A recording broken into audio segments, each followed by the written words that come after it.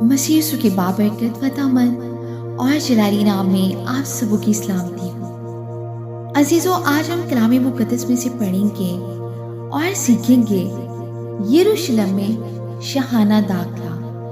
متی کی انجیل اس کا 21 باب پہلی آیت سے 11 آیت تک۔ اور جب وہ یروشلم کے نزدیک پہنچے اور زیتون کے پہاڑ پر بیت فگے کے پاس آئے تو یسوع نے 2 شاگردوں کو یہ کہہ کر بھیجا کہ اپنے سامنے کے گاؤں میں جاؤ۔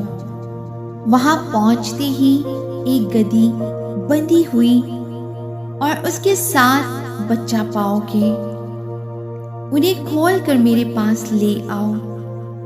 اور اگر کوئی تم سے کہے تو کہنا کہ خداوند کو ان کی ضرورت ہے، وہ فی الفور انہیں بھیج دے گا۔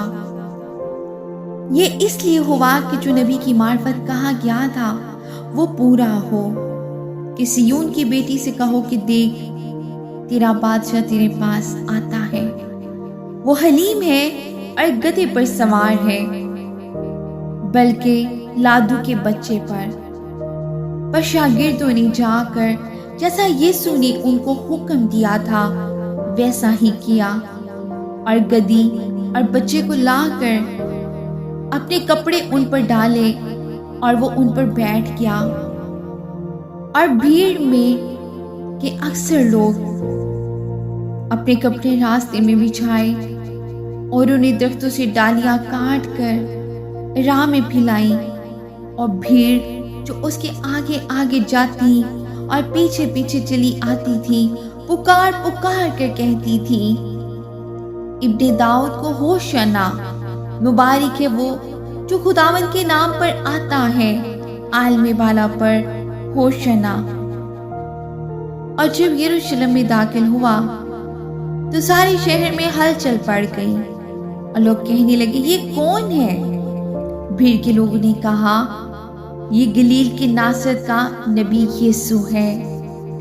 آمین۔ کلام خدا کے پڑھے، سنے اور سمجھے جانے پر خدا کی خاص برکت ہو، خداوند کا شکر ہو۔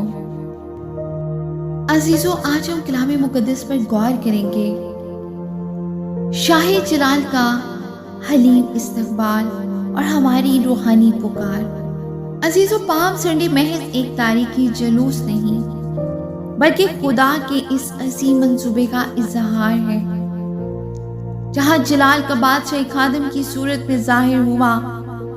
بائبل مقدس کے مطابق جب یسوع المسیح یروشلم میں داخل ہوئے تو انہوں نے جنگی گھوڑے کی بجائے گدھے کے بچے کا انتخاب کیا، تاکہ زکریا 9:9 کی اس پیشن گوئی کو پورا کرے کہ دیکھ، تیرا بادشاہ تیرے پاس آتا ہے۔ آمین، ہاللویا۔ وہ راست باز ہے اور نجات اس کے ہاتھ میں ہے، وہ حلیم ہے۔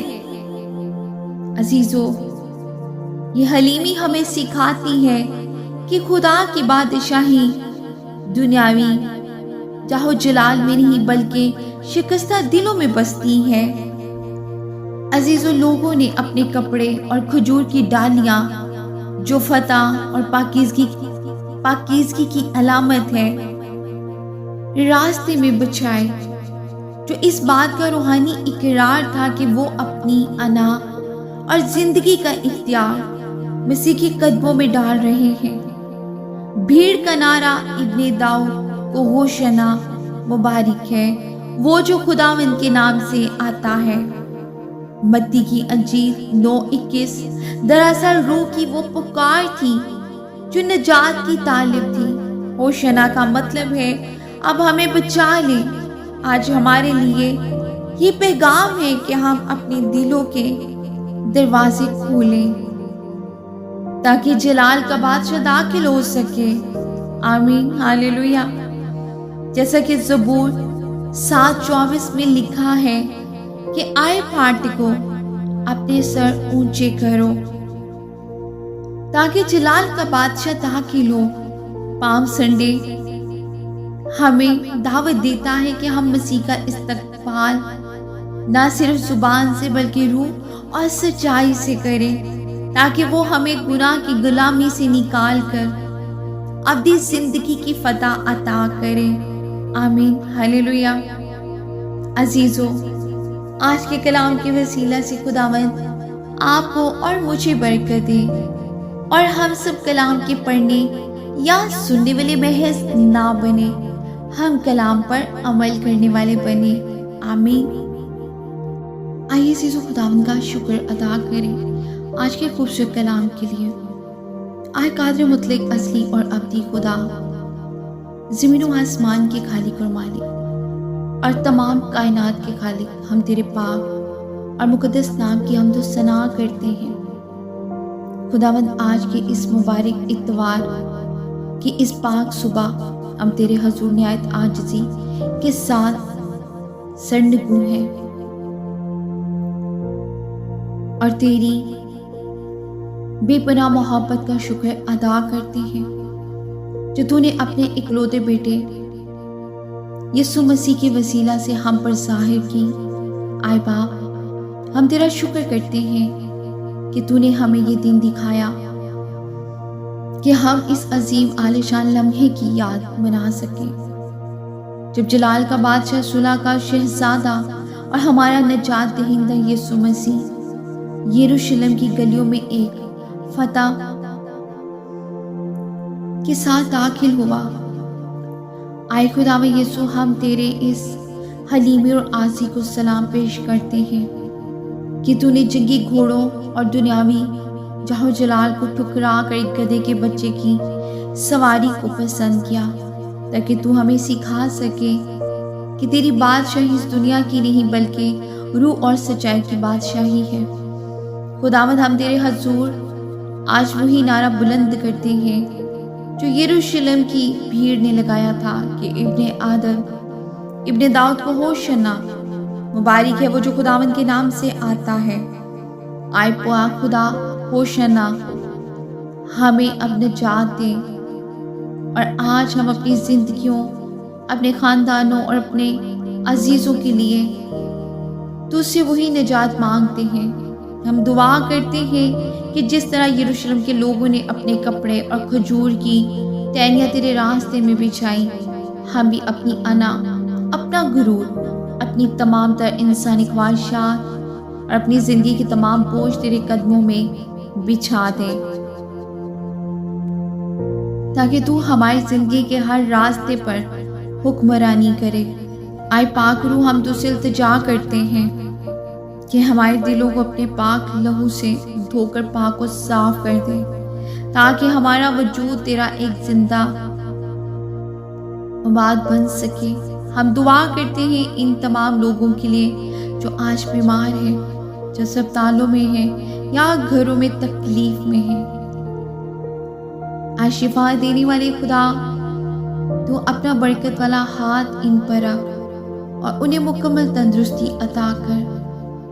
ہم ان لوگوں کے لیے بھی دعا کرتے ہیں جو مالی مشکلات، ذہنی پریشانیوں یا گھریلو ناچاکی کا شکار ہیں، تو ان کے لیے آسمان کے چونکے کھول دیں اور انہیں وہ اطمینان بخش جو دنیا کی سمجھ سے باہر ہے۔ آئے خداوند، ہم خاص طور پر اپنے مالک، اپنی قوم کے لیے دعا کرتے ہیں۔ تمہارے ملک پر اپنا رحم فرما، امن و سلامتی کی روح نازل کر، اور ہمارے تمام بہن بھائیوں کو اپنی پناہ میں رکھ۔ جیسے جیسے ہم اس دکھ کے ہفتے یعنی ہولی ویک میں قدم رکھ رہے ہیں، ہمیں توفیق دے کہ ہم تیرے دکھوں کی قیمت کو پہچان سکیں، تیرے اس عظیم قربانی کے سفر کو سمجھ سکیں جو تو نے کلوری کی پہاڑی پر ہمارے گناہوں کے کفارے کے لیے بہایا۔ آئے خداوند، میری اس خدمت کو جو میں تیرے کلام کو پھیلانے کے لیے کر رہی ہوں، اپنی برکت سے نواز، میرے الفاظ میں تاثیر پیدا کر، تاکہ جو بھی یہ دعا سنے اس کے دل میں تیری محبت کی جوت جاگ اٹھے اور وہ تیری طرف رجوع کرے۔ آئے باپ، ہماری اس التجا کو سن اور ہمیں اپنی مرضی کے مطابق چلنے کی قوت عطا کر۔ ہم یہ سب کچھ مانگتے ہیں اپنے پیارے نجات دہندہ خداوند یسوع مسیح کے مقدس اور جلالی نام کے وسیلے سے، آمین۔ عزیزو، آج کے کلام کے وسیلہ سے آپ سبوں نے برکت پائی ہے، تو آج کے کلام کو اپنے پیاروں تک بھی شیئر کریں تاکہ وہ سب بھی برکت پائیں۔ خداوند آپ سبوں کے ساتھ ہو، خداوند آپ سبوں کو برکت دے۔ میری طرف سے، میری پوری فیملی کی طرف سے آپ سبوں کو ہیپی پام سنڈے۔